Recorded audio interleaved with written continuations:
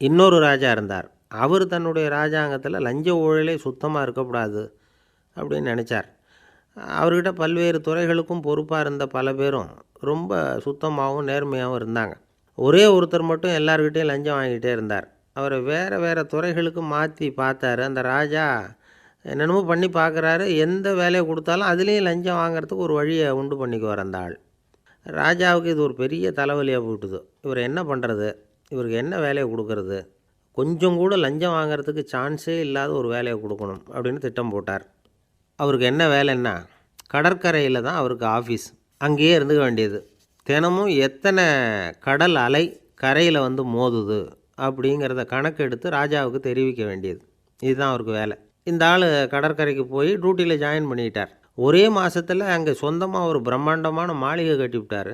ராஜாவுக்கு இது பெரிய ஆச்சரியமாக போச்சு. அலையை என்ற வேலையில் அந்த ஆள் எப்படி